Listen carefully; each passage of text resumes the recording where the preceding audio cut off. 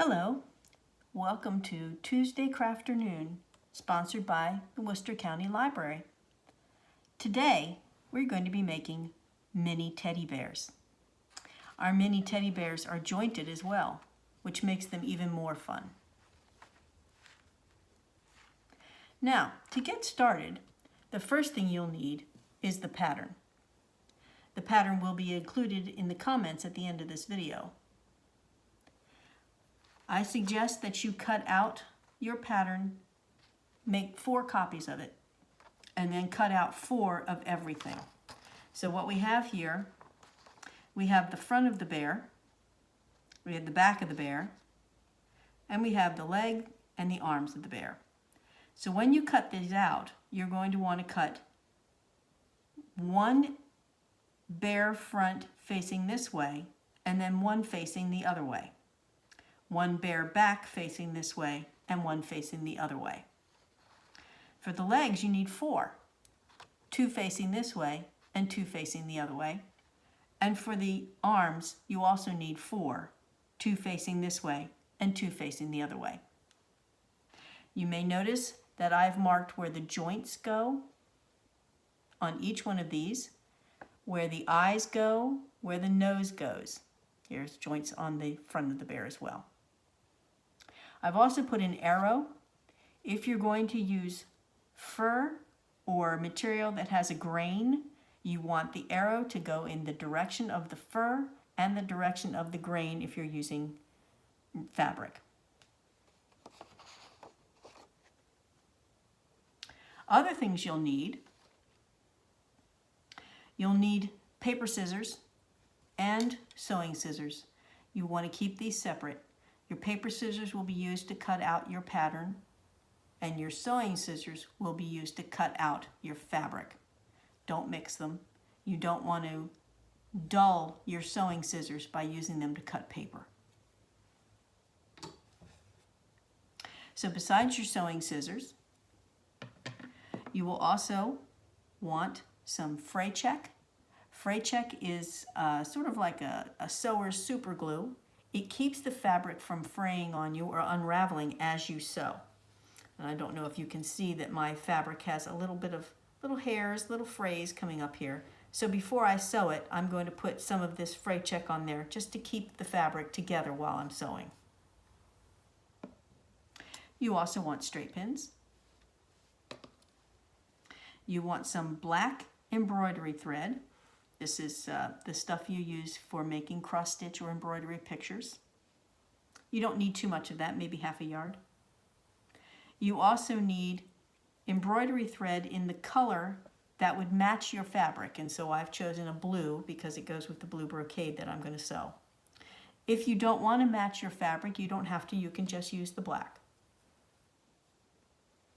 You also need thread that matches your fabric, as close as you can get. It doesn't have to be 100%. You will need an embroidery needle. I've already put some thread on here so I can see it better. But you'll need an embroidery needle. You will also need a doll needle. Now these are about 3 inches, 5 inches long. They're very narrow. You can get them again at any craft store or any Walmart will have them, probably very near the fray check. And these are what you're going to use to assemble your bear.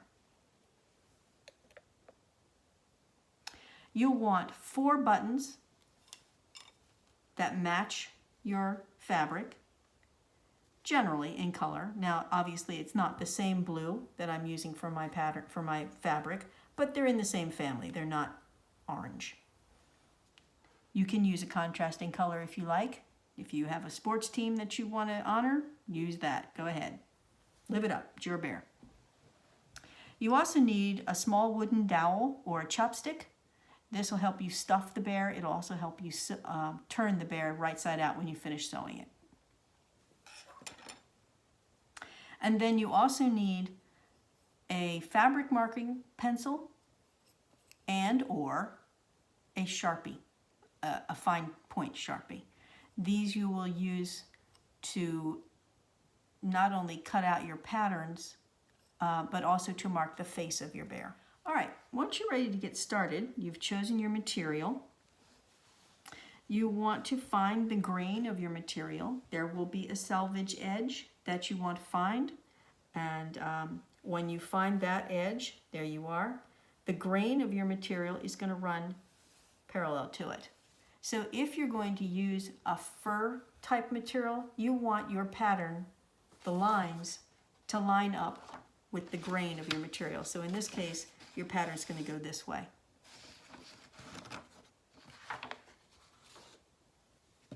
We need about 12 inches by 8 inches worth of material. I've already pinned my pattern. There it is. And so I'm ready to go. You will notice that I have, let me turn it this way, it might be easier to see. I have a front of the bear, and then I have another copy of the front of the bear that I've turned over. Remember I said we were going to cut 2 of these, one in reverse. The same thing with the back of the bear. I'm going to cut 2 of them, one in reverse. I have a leg, that's half of a leg, and then here's the other half because it's in reverse. Then I have a leg, an arm, and then I have the other half of the arm, which is in reverse. So you're going to cut 4 arms and legs to put them together to make one straight and one reversed to make 2 arms and 2 legs. It sounds confusing, but it will get easier. So then you can go ahead and if you are the type of person who pins and then cuts, go ahead and pin your pattern, or you can use your Sharpie or your marking pen and draw around your pattern to get it onto the material. If you're going to draw it or trace it, it would be easier to first glue your pattern to a piece of stiff board, cardboard or cardstock, something to keep it steady while you're tracing. All right, so I'm going to go ahead and cut out my pattern. Right, so I have all of my pieces cut out. I have matched 2 arms together and 2 more arms together. That's why you needed 4 arms. You match them together to make 1 arm and 2 arms for your bear. Now, when you're matching these up, make sure that you have these little tabs that I made on your pattern lined up. These tabs tell you where to start and stop sewing. So what you want to do is you're going to start here and you're going to go all the way around until you get back to the other end of the tab. And that way you'll have a place where you can turn the arm inside out or right side out and stuff it. So once you get all your pieces cut out and lined up, you're going to pin them. Don't let them get away from you. Also keep the right sides together. So if I were doing a piece of fabric that had a pattern on one side and not on the other, I would be putting the pattern side on the inside of my bear, like this.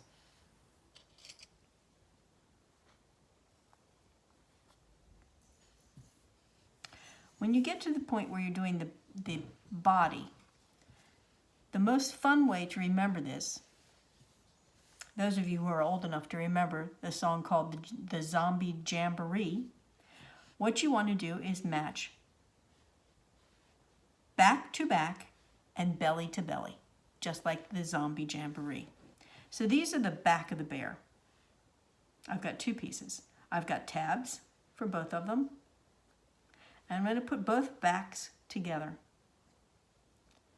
It kind of seems weird. You want to put a back to a front, but we're not doing that quite yet. So make sure that you line the tabs up, and you just have 2 pieces of material that are identical with the pattern side on the inside. We're going to pin that. The same thing with the belly. This is the nose of the bear and the stomach. This is the ear and the top of the head. And so I have 2 pieces that are the same. I'm going to put the pattern side against the pattern side. So we have back to back and belly to belly. You're going to start at one side of the tab and go all the way around to the other side of the tab, leaving this part unsewn because this is where you want to turn the bear and stuff it. If you have a sewing machine and are inclined, you're certainly welcome to use a sewing machine. I don't have one, so I have to use my hands. You want to make your seam about 1/4 inch in from the edge of your fabric. You don't want to do your sewing right up against the edge, or you will cause the fabric to ravel. About 1/4 inch is fine.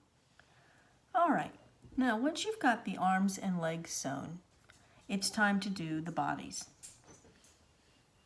You want to sew, again, from the tab just to the top of the back of the bear, from the tab just to the back of the bottom of the bear.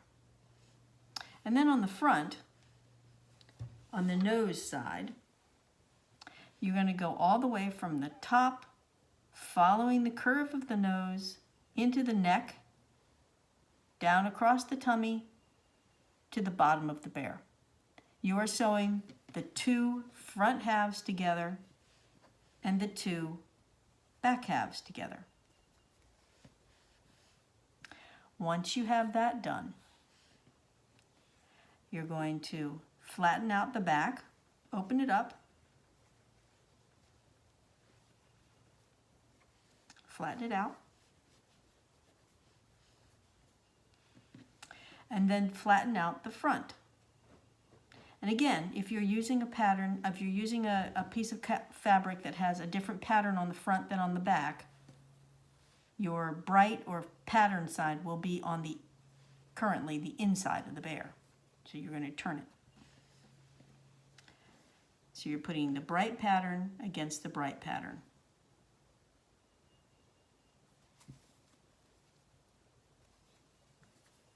And then I'm going to flatten the back, put the front against the back. I'm going to match the ears together. Match the neck, both sides. Match the bottom. And then pin it so it doesn't get away from you. You'll notice the nose kind of flapping back and forth. That's okay.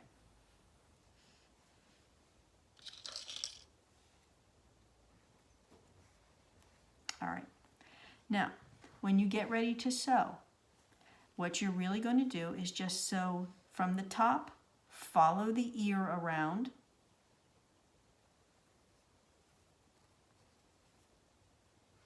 follow it past his head, follow all the body, all the way down to the bottom. And then turn it over, and on the other side.